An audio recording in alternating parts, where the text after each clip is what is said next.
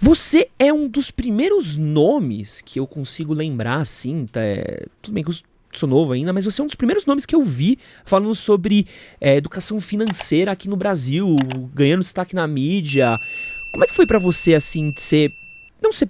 Você foi um precursor? Você se sente um precursor desse tipo de assunto? Não, na verdade eu me inspirei em algumas pessoas, eu aprendi educação financeira com os poucos nomes que existiam. Havia um colunista da revista Veja nos anos 80, nos anos 90, Luiz Frankenberg, que tinha uma página falando sobre os produtos dos bancos, um pouco de economia, um pouco dos cuidados com o orçamento. Não fez tanto sucesso, mas ele sim, talvez seja o precursor da educação financeira no Brasil. Quando eu escrevi meu primeiro livro, Dinheiro, o Segredo de Quem Tem, o livro que liderava o ranking dos mais vendidos no Brasil, no geral, era Pai Rico, Pai Pobre, do Robert Kiyosaki, um havaiano, né, um americano. É um livro que faz sucesso até hoje. Bom e livro. havia, muito bom livro, eu recomendo a todos que leiam Pai Rico, Pai Pobre, que dá uma visão meio que escolhas de carreira, de investimentos, trabalho, empreendedorismo, enfim, um livro muito... Ele diz muita coisa em poucas palavras, né? É um livro muito inteligente.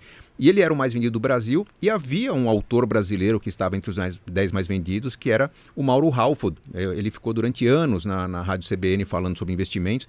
Tinha um livro chamado Investimentos que eu considerava excelente.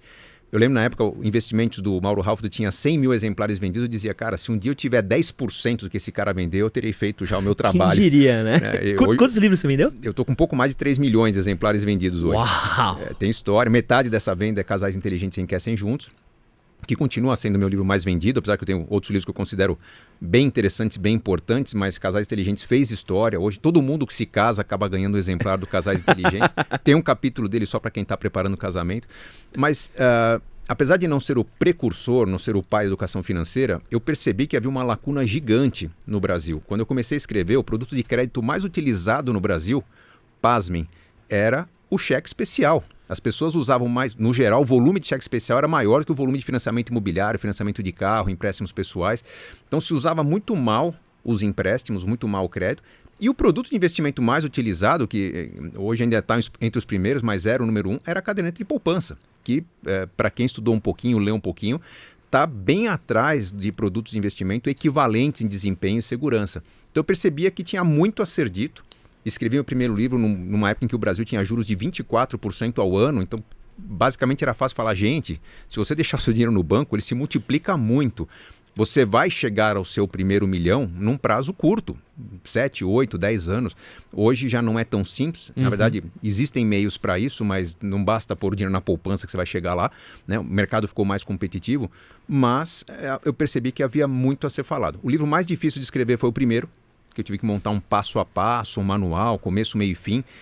Os demais, né, os outros 15 livros que eu escrevi, praticamente foram respondendo a críticas e dúvidas dos leitores dos livros anteriores. Escrevi um livro, alguns diziam, mas legal, entendi, mas e para convencer minha esposa disso, meu marido disso? Nasceu Casais Inteligentes Enriquecem Juntos. Pô, legal, seu livro é bom, mas o capítulo de filhos é muito pequeno. Nasceu Pais Inteligentes Enriquecem Seus Filhos. E a cada demanda do público, eu escrevia artigos, respondia textos, criava conteúdo no meu blog e esse material foi alimentando a criação de novos livros. Não diria que foi um grande trabalho.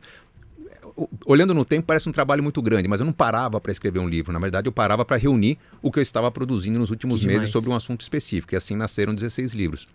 E nessa sua jornada, como é que você resumiria o que é inteligência financeira? Inteligência financeira é colocar em prática a educação financeira que todo mundo conhece. Todo mundo já sabe, nós sabemos que 73% dos brasileiros estão endividados hoje, mas as pesquisas mostram que eles sabem o porquê. Porque caiu a renda e não tinha reserva de emergências, porque o custo fixo está muito elevado, porque comprou muito a prazo. Então as pessoas sabem o que fazer, sabem que tem que cuidar do futuro, sabem que não conseguem cuidar do futuro e tem mil desculpas para isso. A inteligência financeira é quando você consegue fazer com que essa educação financeira se torne prática. Tem componentes muito mais comportamentais do que financeiros propriamente ditos, né? Puxa, se eu ganho, digamos, 2 salários mínimos, que não é uma maravilha, né? O próprio DIEESE, um órgão de governo, diz que o salário mínimo deveria ser de R$6 mil no Brasil, mas se eu ganho R$2 mil, não dá para viver de maneira digna. Não dá, nas grandes cidades brasileiras. Mas será que se de repente eu tivesse um pouco mais de mobilidade, ampliasse meu leque de possibilidades, imaginasse onde que as pessoas que ganham R$2 mil por mês no Brasil vivem bem?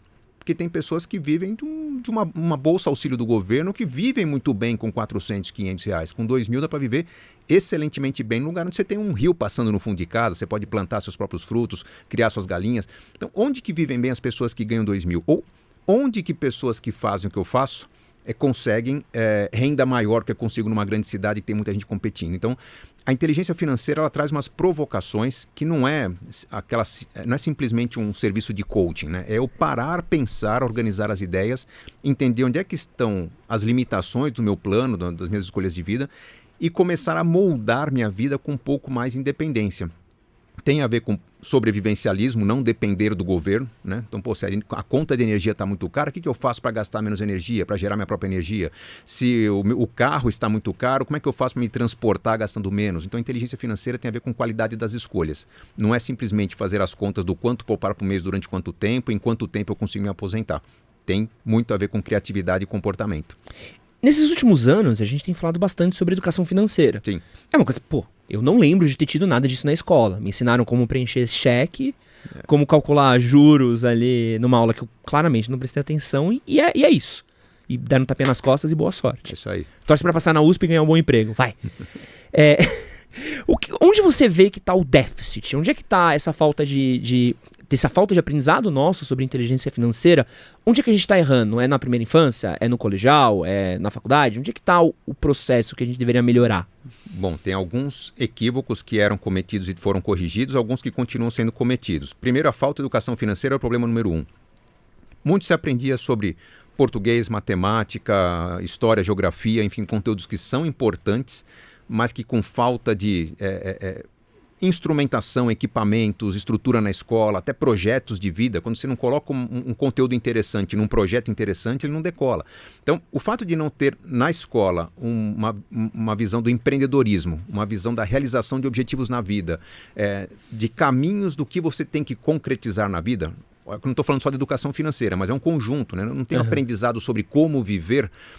Vários conteúdos simplesmente servem para algumas provas, né? Provas que são com visão de curto prazo. Amanhã os alunos vão fazer uma prova do PISA, né? Um Enem, e vão ser avaliados no PISA com uma nota muito baixa.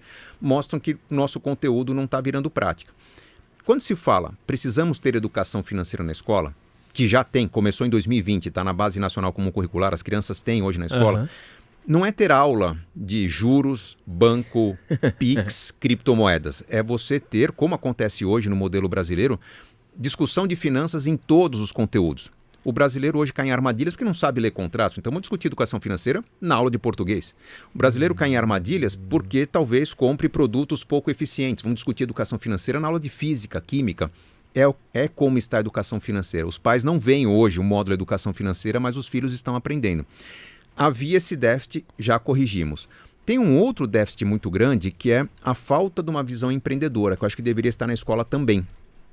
Nós cultuamos durante muito tempo a ideia de que precisávamos resgatar as pessoas que estavam em situação de grande desvantagem, muita desigualdade social. Sim, tínhamos que fazer alguma coisa. Criamos Bolsa Família, auxílio emergencial, uma série de ajudas e facilidades que eram importantes, mas não havia um plano para encerrar essa ajuda. Né? Então, você dá um incentivo, você dá um presente para as pessoas. Legal, quem deu esse incentivo vai ganhar votos. Agora, quem vai ser o político com coragem de tirar o incentivo quando a família não precisa mais? Então, criou-se a cultura do assistencialismo, que é muito perigosa. As pessoas, às vezes, vivem num lugar que podem criar uma horta no fundo de casa, podem colher aquela jaca ou aquela manga no pé, na árvore que está no fundo, mas a pessoa está preferindo ficar sentada em casa ou ficar mandando currículo, procurando emprego onde não tem emprego, porque se acostumou com a ajuda dos outros. E isso é muito perigoso. Perceba que se você for para um outro país, não sei se você já morou um tempo fora, eu já morei um tempo no Canadá, quando você imigra para um outro país, um país sério, pelo menos o país que eu morei era assim, no Canadá, você chega, se não tem emprego, o governo te dá um programa chamado Outplacement, preparação para emprego. Legal, gratuito, e se eu tiver filhos ainda ganho uma mesadinha, $800 por mês, gratuito. Só que há um compromisso. Se em um ano eu não conseguir emprego com aquele serviço que o governo me dá, simplesmente eu sou deportado, eu volto para o meu país. Então eu tenho uma pressão para colher resultados com aquele esforço que o governo me dá. Aquilo faz com que a empregabilidade aumente bastante, o desemprego fique baixo, o governo consegue absorver uma série de imigrantes. Então há uma contrapartida, não é simplesmente uma doação, tira do rico e dá para o pobre. Nós precisamos tirar dos ricos e ajudar os pobres para que os pobres fiquem ricos, e não para que os pobres continuem dependendo dos ricos. Esse é um grande buraco que nós temos no Brasil hoje.